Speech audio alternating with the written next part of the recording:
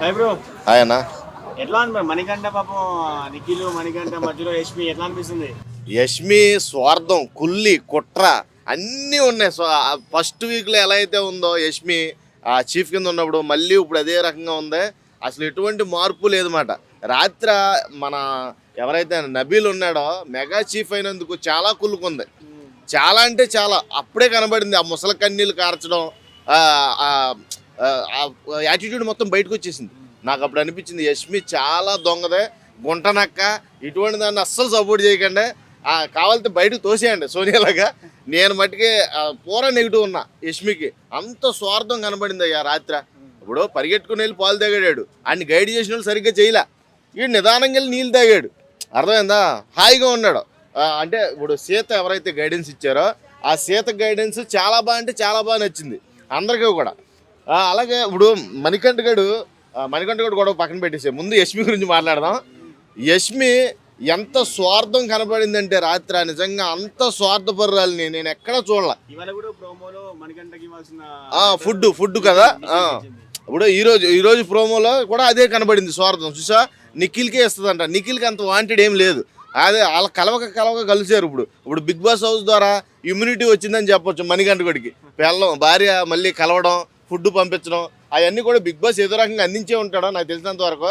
ఈమె మట్టికి స్వార్థంగా బిహేవ్ చేయడం అక్కడ కూడా. మణికంఠ గురించి ఏమి ఆలోచించవా యష్మి అంటే, అసలు ఏం ఆలోచిస్తున్నానో నేను నిఖిల్కి ఇస్తాను ఫుడ్ అంటుంది. ఎంత కుళ్ళు ఉందంటే అది. ఇప్పుడు పర్సనల్గా ఏదైనా ఉండొచ్చు, వాళ్ళిద్దరూ ఎన్నో సంవత్సరాలకి విడిపోయినారు. ఎవరో మణికంఠ వాళ్ళ ఆవిడను వాళ్ళ పిల్లలు వాళ్ళందరూ విడిపోయారు కాబట్టి వాళ్ళు కలుతున్నారు కాబట్టి కొంచెం వాళ్ళకి సపోర్టెడ్గా ఉండాలి కదా. కనీసం అక్కడ ఉన్న నిఖిల్ కొడుకు కూడా అనిపించే ఉంటుంది మైండ్లో, పాపం వీడికి ఇస్తే బాగుండలే, నాకు ఇవ్వకపోయినా పర్లేదు, మా అమ్మ వంట నేను ఎప్పుడైనా తింటాను, ఇంటికి వెళ్ళినప్పుడు ఎప్పుడైనా తినొచ్చు అన్న ఫీలింగ్లో ఉండొచ్చాడు. కానీ ఈమె ప్రవర్తించే తీవ్ర మట్టికి రాత్రి నుంచి నాకు చాలా అంటే చాలా కోపం వస్తుంది.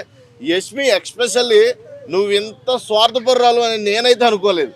ఫస్ట్లో కనబడింది నీ కన్నింగ్నెస్, నీ స్వార్థం, నీ కుల్లి అన్నీ కనబడి, కానీ మళ్ళీ రాత్రి షోలో మళ్ళీ ఇప్పుడు ప్రోమోలో క్లియర్గా కనబడుతుంది. నిన్ను మటుకి ఈ రోజు నుంచి టార్గెట్ చేశాను నిన్ను. యష్మి పోయే వరకు నాకు మనశ్శాంతి అనమాట.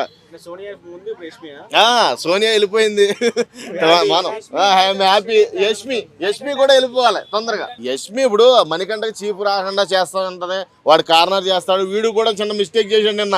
ఈడు మంచోడు అంతే ఎక్కడో మంచం వేసినట్టు ఈడు కొన్ని పనులు బాగాల. నిన్న ఆదిత్యోమ్ని సేవ్ చేయాల్సిన పర్సన్ ఇప్పుడు ఆదిత్యోము ఆయనకి ఎంత సపోర్ట్ చేస్తాడు మణికంఠకి, తీసుకెళ్ళి ఒక ముందుకు తోసాడు ఒక దెబ్బ. మణికంఠ అంత స్వార్థం పనికిరాదు భయ్యా. నీకు సపోర్ట్ చేసేవాళ్ళు నువ్వు నామినేషన్లో పెడతావు. నువ్వు నిజంగా నిఖిల్ గడ్ అన్నట్టు నువ్వు 100% నువ్వు సపోర్ట్ చేసేవాళ్ళని తీసుకెళ్ళి గోతులో తోసేస్తావు. అంటే నువ్వు నీ వెనకాల ఉన్న వాళ్ళ మీద నువ్వు టార్గెట్ పెడతావు. అది కరెక్ట్ కాదు. నబీలు, ఆదిత్య నీకు ఎంతో సపోర్ట్ చేశారు. నీకు ఎవరో నిన్ను దగ్గర రానప్పుడు నిన్ను చాలా ఆదరించారు. వాళ్ళనే నువ్వు టార్గెట్ చేసి వాళ్ళనే గోతుల్లో తోసేస్తున్నావు. ఎప్పుడు చూసినా అంటానే ఉన్నాడులే నిఖిల్, ఒరే వాడితో ఎవడన్నా ఫ్రెండ్షిప్ చేస్తే వాడిని టార్గెట్ చేస్తాడు, వాడిని నామినేట్ చేస్తాడు. నిజమే, అది మళ్ళీ ప్రూవ్ అయింది. నువ్వు మార్చుకోవాలి, నీ పొద్దు మార్చుకోవాలి మణికంఠ. ఇదే రకంగా ఉంటే మటుకి నిన్ను కూడా టార్గెట్ చేస్తాం. సోనియా ప్లేస్ లో యష్మి వచ్చిందంటారా? ఎస్ సోనియా అమ్మ మొగుడు మామూలుగా కాదు. నాకైతే రాత్రి అయితే ఎదురుగా కనబడితే రెండు అది వేయాలనిపించింది, అసలు దవడ పగలగొట్టాలనిపించింది.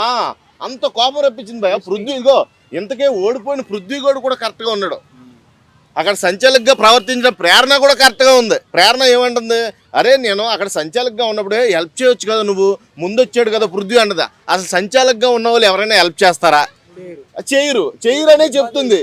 ఈ మట్టి పొరకు అర్థం కావట్లా, ఈ పనికి మాలిన దానికి అస్సలు అర్థం కావట్లా. ఎలా అరుస్తుందంటే కాదు, ఏడుస్తుంది అసలు ఎవరైనా ఏడితే భయ్యా నిజంగా మనకి అయ్యో పాపం అనిపిస్తుంది. రాత్రి ఏడుస్తుంటే రెండు దొబ్బాలు అనిపించింది నిజంగా. అంత కోపం వచ్చింది, అంత చిరాకు వచ్చింది నాకు ఆమె ఏడుపు. ఎక్స్పెషల్లీ పృథ్వీగాడిని నేను మెచ్చుకుంటా, ఎప్పుడు మెచ్చుకోవాలి నేను పృథ్వీగాడిని. కానీ వాడుకున్న మెచ్యూరిటీ లెవెల్స్ పెంచుకున్నాడు. వాడు ఓడిపోయేవరే ప్రేరణగా అక్కడ సంచాలకుగా ఉన్నప్పుడు అలా చెప్పకూడదేమో లేరా అని వాడు మెచ్యూర్గా మాట్లాడుతున్నాడు. అది కాదురా, నువ్వు ముందెళ్ళిపోయి ఆల్రెడీ ఇన్రా అంటే వీడు పరిగెత్తుకుని వెళ్ళి పాలు తాగాడు. వీడు గైడ్ చేసిన వాళ్ళేమో సన్నాసులు వెనకాల బెలకొట్టి ఇదే పనిలో ఉన్నారు. అక్కడ ఏముంది ఏంటి, I am the mega chief అనే బార్డర్ని కరెక్ట్గా పెట్టారా లేదా అని